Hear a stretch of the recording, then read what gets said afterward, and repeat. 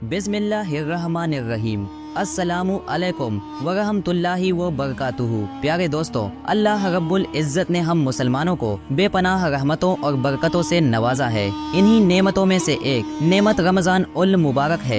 ये महीना सिर्फ रोज़े रखने का नहीं बल्कि अपने दिल को पाक करने, नेकियां कमाने और अल्लाह के करीब होने का जरिया भी है। जब रमज़ान का महीना मुकम्मल होता है तो अल्लाह ताला हमें एक बहुत ही खास दिन अता करता है जिसे हम ईद उल फित्र के नाम से जानते हैं। यानी जब रमजान के रोजे पूरे हो जाते हैं तो मुसलमान इस खुशी में ईद मनाते हैं। लेकिन क्या आपने कभी सोचा है कि हम ईद क्यों मनाते हैं? ईद मनाने की शुरुआत कब और कैसे हुई और दुनिया की सबसे पहली ईद कब और क्यों मनाई गई? आज की इस वीडियो में हम आपको ईद उल फित्र मानने के पीछे की पूरी कहानी बताएंगे। प्यारे दोस्तों, सबसे पहली ईद उस दिन मनाई गई थी जब हमारे प्यारे नबी हजरत आदम अलैहिस्सलाम की तौबा अल्लाह ताला ने कबूल की थी। वो दिन इंसानी तारीख में पहली बार ईद का दिन था। इसके बाद दूसरी बार ईद उस दिन मनाई गई जब हजरत आदम अलैहिस्सलाम के दो बेटों हाबील और काबील के दरमियान जो जंग हुई थी वो खत्म हो गई थी। इसी तरह जब हजरत यूनुस अलैहिस्सलाम को मछली के पेट से रिहाई मिली थी तो उनकी उम्मत ने भी उस दिन ईद मनाई थी।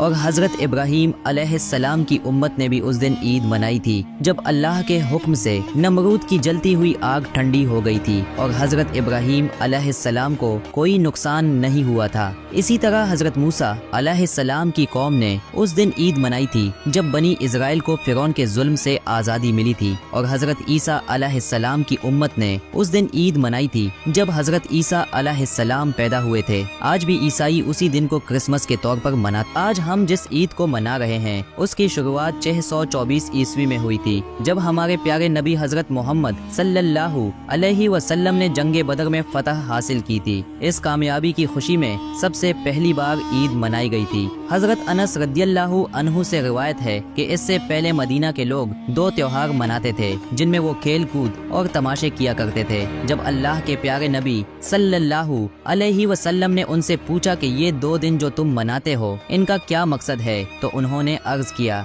या रसूल अल्लाह, हम जहालत के जमाने से ये मेले इसी तरह मनाते आ रहे हैं। तो अल्लाह के प्यारे नबी सल्लल्लाहु अलैहि वसल्लम ने फरमाया कि अल्लाह ताला ने तुम्हारे इन त्योहारों की जगह तुम्हें दो बेहतरीन और पाक दिन अता किए हैं, एक ईद उल अजहा और दूसरी ईद उल फितर। प्यारे दोस्तों, आज हम आपको बताएंगे कि ईद उल फितर क्यों मनाई जाती है, इसकी शुरुआत कब और कैसे हुई और क्यों इसे रमजान ईद कहा जाता है। याद रखें, रमजान का महीना इस्लामी कैलेंडर के हिसाब से 9वां महीना होता है जो सबसे मुबारक और पाक महीना है। इस महीने में मुसलमान पूरे 30 दिन तक भूखे प्यासे रहकर रोजे रखता है, अल्लाह ताला की खूब इबादत करता है। जब रमजान का महीना मुकम्मल हो जाता है तो उसके बाद यानी कि 10वें महीने की पहली चांद की रात ईद की चांद रात होती है। जैसे ही चांद नजर आता है ईद का ऐलान कर दिया जाता है। दोस्तों, ईद उल फितर इबादत और अल्लाह ताला की तरफ से हमारे लिए एक इनाम है। इस दिन मुसलमान अल्लाह का शुक्र अदा करते हैं कि उसने हमें रोजे रखने की तौफीक दी, हमें ताकत दी और हमें गुनाहों से तौबा करने का मौका दिया। इसके अलावा याद रखें कि रमजान के इसी मुबारक महीने में कुरान पाक नाजिल हुई थी, इसीलिए मुसलमान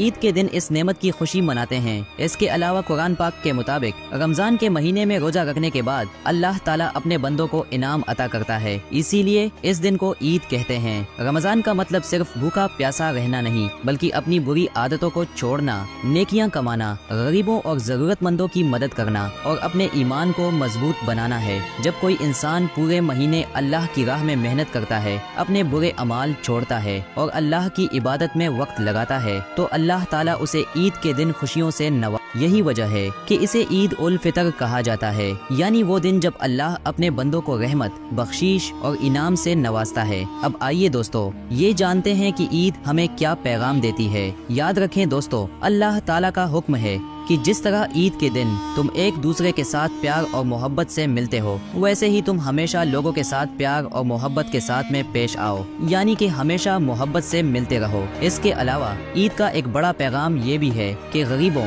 यतीमों और मोहताजों की मदद किया करो। हमारे प्यारे नबी सल्लल्लाहु अलैहि वसल्लम बहुत ही सादगी और शुक्र के साथ ईद मनाया करते थे।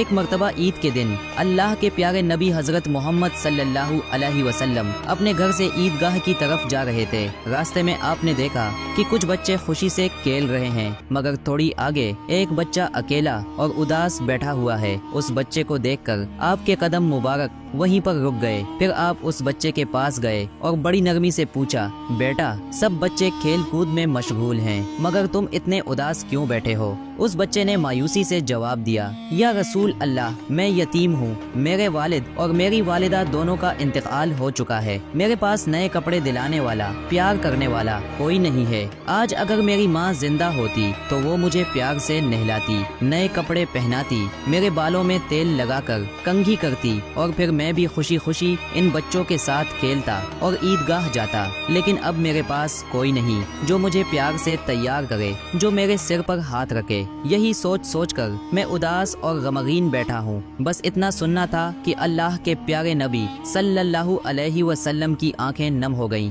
आपने उस बच्चे को गले लगाया और फरमाया, बेटा आओ, आज से मोहम्मद तुम्हें अपना बेटा मानता है। फिर आप सल्लल्लाहु अलैहि वसल्लम उसे अपने साथ घर ले गए और अपनी बीवी हजरत आयशा सिद्दीका रज़ियल्लाहु ताला अन्हा से फरमाया, ए आयशा, इस बच्चे को नहला दो, ये मासूम यतीम है।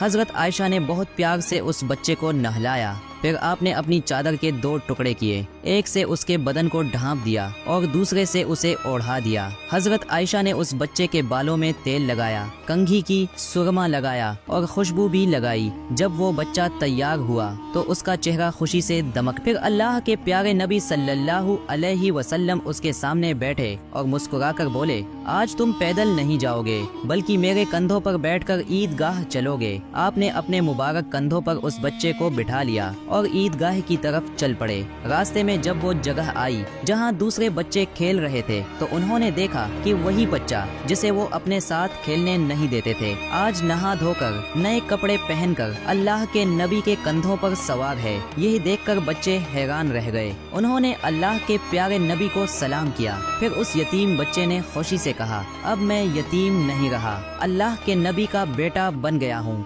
यह सुनकर एक बच्चा अफसोस से बोला, काश हम भी यतीम होते तो हमें भी अल्लाह के प्यारे नबी अपने कंधों पर बिठाते।